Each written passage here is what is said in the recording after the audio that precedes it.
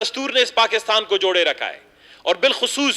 جن وجوہات کی بنیاد پر غدار قرار دیا گیا، میں ان مسائل میں اب جانا نہیں چاہتا ہوں۔ جناب والا، آپ کو پتا ہے کہ سابقہ وفاقی حکومت جو دوبارہ سپریم کورٹ کی مرہون منت سے بحال کر دیا گیا ہے، اس نے پاکستان کو 3.5 سال میں ماں سوائے جھوٹے خوابوں کے،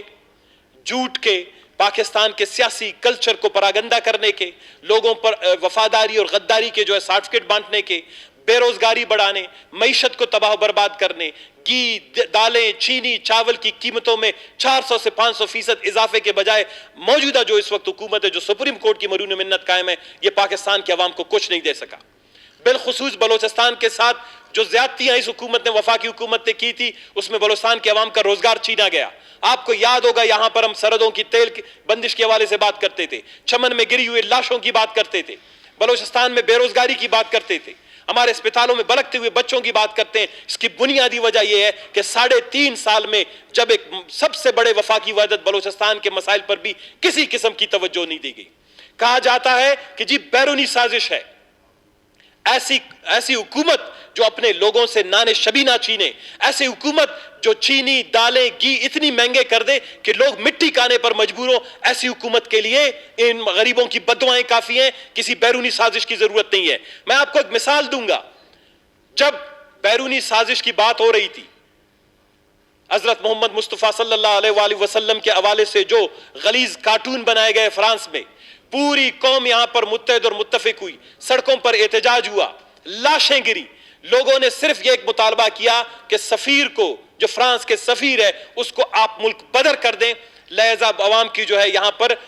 دل کی تسلی ہوگی، تسکین ملے گا کہ جناب والا اس حکومت نے ہماری خواہش، ہماری جو ہے دلی محبت جو حضرت محمد مصطفیٰ صلی اللہ علیہ وآلہ وسلم کے ساتھ ہے، اس کی خیالداری کرتے ہوئے فرانسیسی سفیر کو نکال دیا۔ اس وقت تو کہا جاتا تھا کہ ہماری معیشت تباہ ہوگی، ہماری جو ہے کاروبار خراب ہوں گے، یورپین یونین سے ہمارے تعلقات خراب ہوں گے، ہم جو ایسا فیصلہ نہیں کریں گے۔ ایک فرانسیسی سفیر کو نہیں نکالا گیا۔ جب عدم اعتماد کی تحریک آئین کے آرٹیکل 95 کے تحت ان کے خلاف ٹیبل کیا گیا، اس کے بعد ایم کیو ایم کے پاس گئے، مسلم لیگ کاف کے پاس گئے، باپ کے پاس گئے، ہر کسی کو منت کرتے رہے اپنی حکومت بچانے کے۔ جب یہ تمام جناب والا ان کی منتیں رائگاں گئیں تو نیازی صاحب اٹھ کے کہتے ہیں کہ میرے خلاف تو جو بائیڈن امریکہ نے جو ہے سازش کر دی ہے۔ ان کی موجودہ حکومت میں 7 کے قریب ممبران ان کے کیبنٹ میں بیٹھتے ہیں، ان کا تعلق بیرون ملک سے ہے، بشمول ان کے جو اس وقت کے نیشنل سیکیورٹی کے ایڈوائزر ہیں محیط یوسف صاحب، وہ ان کا تعلق وہ امریکن نیشنل ہے۔ آپ ایک امریکن نیشنل کے ذریعے سے پاکستان کی قومی سلامتی کی پالیسی بناتے ہیں، لیکن آپ کہتے ہیں کہ امریکہ میرے خلاف سازش کر رہا ہے۔ جناب والا،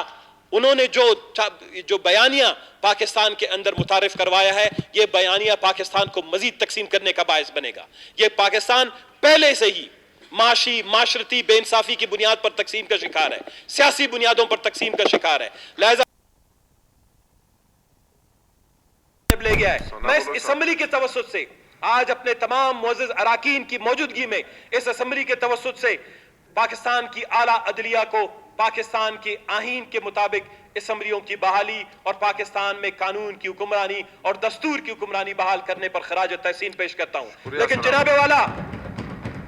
ساتھ میں یہ بھی مطالبہ کرتا ہوں کہ ہم بلوچستان کے عوام اس آئین پر عمل درآمد کے حوالے سے ہمیشہ بولتے رہتے تھے۔ آئین کے آرٹیکل 172 کی شق نمبر 3 کے تحت ہم سمجھتے ہیں بلوچستان کے وسائل پر ہمارا حق ہے، جس کو وفاقی حکومت نے